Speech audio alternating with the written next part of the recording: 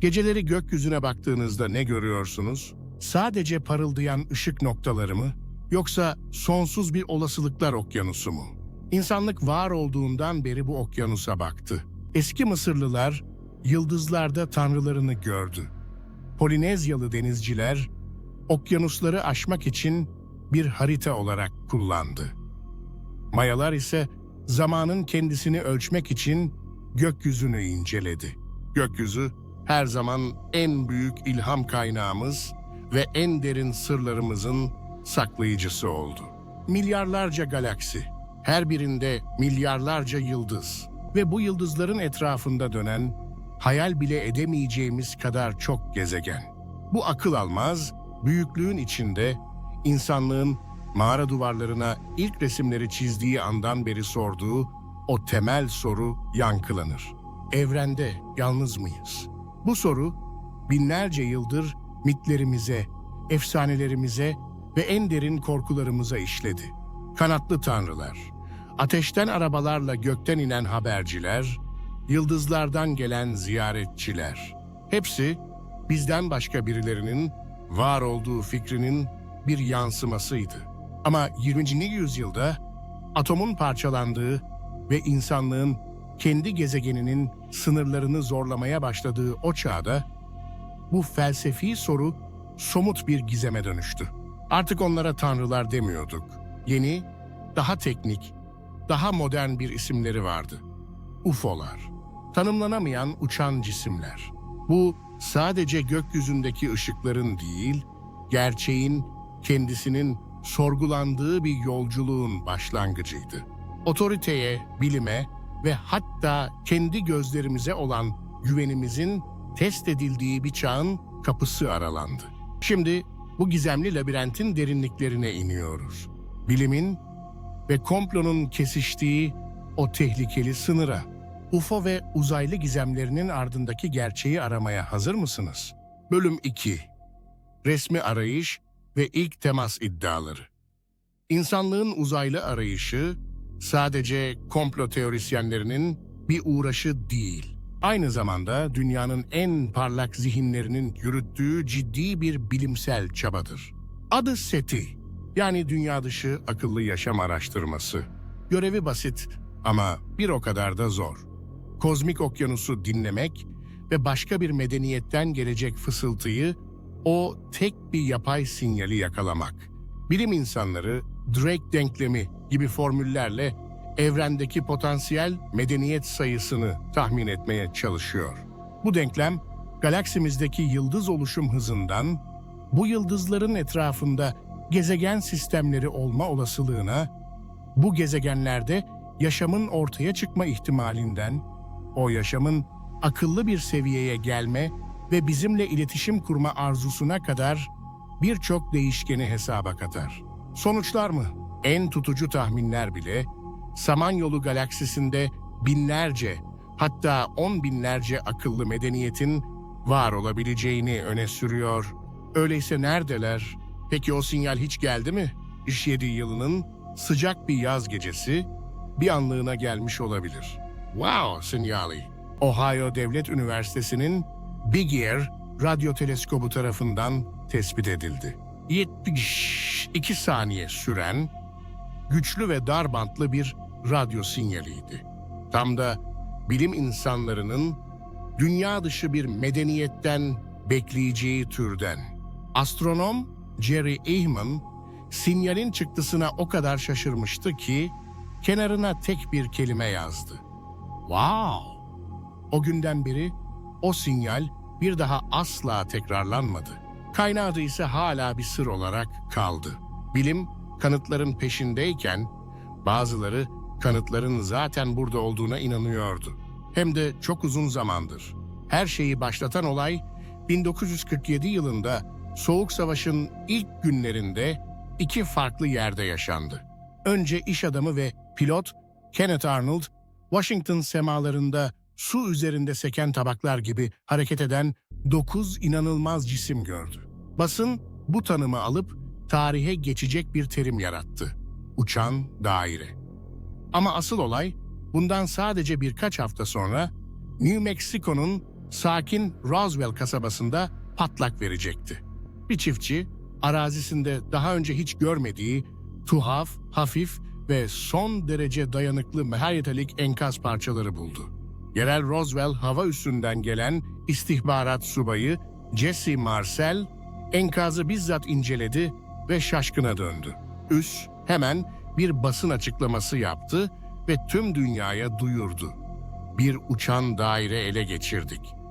Ancak bu heyecan sadece 24 saat sürdü. Ordu ertesi gün Washington'dan gelen emirle yeni bir açıklama yaparak çark etti. Ele geçirilen şey bir uçan daire değil, sadece Proje Mogul adlı gizli bir programda kullanılan yüksek irtifa casus balonu. Yani sıradan bir meteoroloji balonuydu. Halktan enkaz parçalarını unutması istendi. Olay kapatıldı ama şüphenin tohumları bir kez ekilmişti. O günden sonra Roswell, komplo teorilerinin Kâbesi haline geldi. Enkazın aslında dünya dışı bir araca ait olduğu, hatta içinden uzaylı mürettebatın cesetlerinin çıkarıldığı fısıldanmaya başlandı. Roswell bir soruyu sonsuza dek tarihe kazıdı. Hükümetler bizden ne saklıyor? Bu sorunun cevabı dünyanın en gizemli yerinde aranacaktı. 51. Bölge. Bölüm 3. Gizli üsler ve modern tanıklıklar bölge. Nevada, çölünün ortasında, haritalarda bile gösterilmeyen, uçuşa yasak bölgeyle çevrili bir askeri üs. Resmi açıklamaya göre burası, U-2 casus uçağı ve F-117 hayalet avcı uçağı gibi yeni nesil askeri teknolojilerin test edildiği bir hava kuvvetleri tesisi. Ama komplo teorisyenleri için burası çok daha fazlası.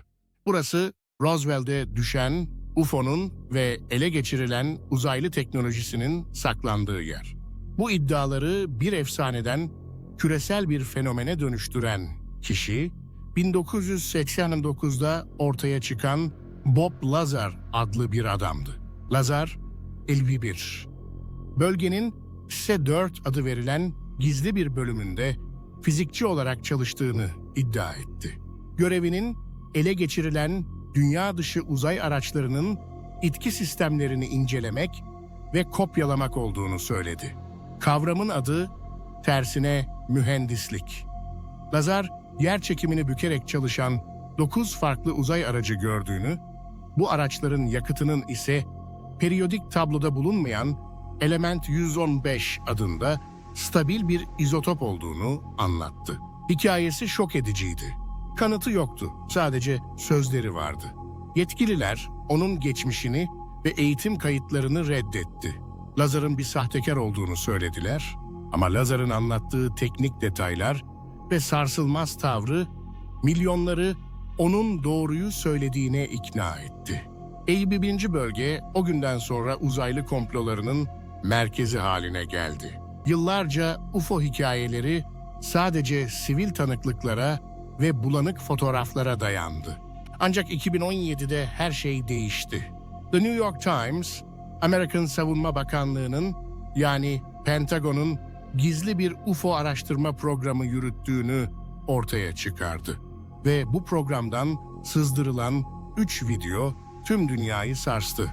Videolar, Amerikan donanmasının en elit pilotları tarafından en gelişmiş savaş uçaklarının kameralarıyla kaydedilmişti. Görüntülerde bilinen hiçbir hava aracına benzemeyen, fizik kurallarını alt üst eden cisimler vardı. En ünlüsü Tic Tac olarak bilinen kapsül şeklindeki pürüzsüz beyaz cisimdi. Donanma pilotları, komutan David Fravor ve Alex Dietrich, bu cisimlerin ani hızlanmalar yaptığını, anında durduğunu, görünür bir itki sistemi olmadan havada asılı kaldığını ve ses patlaması olmadan süpersonik hızlara ulaştığını rapor etti. Bu teknoloji bildiğimiz her şeyin ötesindeydi. Yıllar sonra Pentagon, görüntülerin gerçek olduğunu ve cisimlerin tanımlanamayan hava fenomeni, UAP olarak sınıflandırıldığını resmen kabul etti. Artık bunlar sadece komplo teorisi değildi. Artık bunlar ulusal güvenlik meselesiydi. Güvenilir askeri tanıklar, gelişmiş radarlar ve kızılötesi kameralar. Hepsi aynı şeyi söylüyordu. Gökyüzünde ne olduğunu bilmediğimiz bir şeyler var. Ama bu cisimler ne ve nereden geliyorlar? Bölüm 4. Sonuç. Fermi paradoksu ve büyük sessizlik. Bilimsel arayış ve askeri tanıklıklar bizi tek bir büyük soruyla baş başa bırakıyor. Ünlü fizikçi Enrico Fermi'nin 1950'de sorduğu o basit ama derin soru. Eğer evren akıllı yaşamla doluysa, peki herkes nerede? Bu Fermi paradoksu olarak bilinir. Bir yanda evrenin büyüklüğü ve yaşam barındırma olasılığı, diğer yanda ise kanıtların ve temasın bariz yokluğu. Bu rahatsız edici sessizliğin açıklaması ne olabilir? Bir teoriye göre cevap büyük filtredir. Bu teori, medeniyetlerin belirli bir teknolojik veya sosyal aşamayı geçmesinin neredeyse imkansız olduğunu öne sürer. Belki de tüm medeniyetler kendilerini nükleer savaşla, iklim değişikliğiyle veya kontrolden çıkmış bir yapay zeka ile yok etmeye mahkumdur. Ve biz o filtreye hızla yaklaşıyoruz. Bir başka, daha karanlık bir olasılıksa karanlık orman hipotezidir. Bu fikre göre evren, avcılarla dolu karanlık bir orman gibidir. Her medeniyet, kendisinden daha gelişmiş bir avcı tarafından yok edilme korkusuyla varlığını gizler. Bu hipoteze göre bir medeniyetin yapabileceği en tehlikeli şey "buradayım" diye bağırmaktır. Belki de evren sessiz değil. Sadece herkes fısıldıyor. Daha felsefi bir ihtimal ise hayvanat bahçesi hipotezi. Bu fikre göre ileri medeniyetler varlığımızdan haberdar. Ama bizi, tıpkı bizim doğadaki hayvanları koruma altına alıp onları rahatsız etmememiz gibi, doğal gelişimimize müdahale etmeden uzaktan gözlemlemeyi tercih ediyorlar. Ve belki de cevap çok daha basit ve yalnız. Belki de biz gerçekten bu kozmik okyanustaki tek bilinçli varlığız. Bu düşünce hem inanılmaz bir sorumluluk hem de derin bir yalnızlık hissi taşıyor. UFO'lar ve uzaylılar hakkındaki gizem devam ediyor. Onlar ister başka boyutlardan gelen ziyaretçiler, ister gelecekten gelen torunlarımız, isterse de sadece henüz anlayamadığımız atmosferik olaylar olsun. Kesin olan bir şey var. Arayışımız aslında evren hakkında olduğu kadar kendimiz hakkında da bir keşif yolculuğudur. Merakımızın, korkularımızın ve evrendeki yerimizi anlama arzumuzun bir yansımasıdır. Ve insanlık var olduğu sürece gözlerimizi gökyüzüne çevirip sormaya devam edeceğiz. Orada kimse var mı?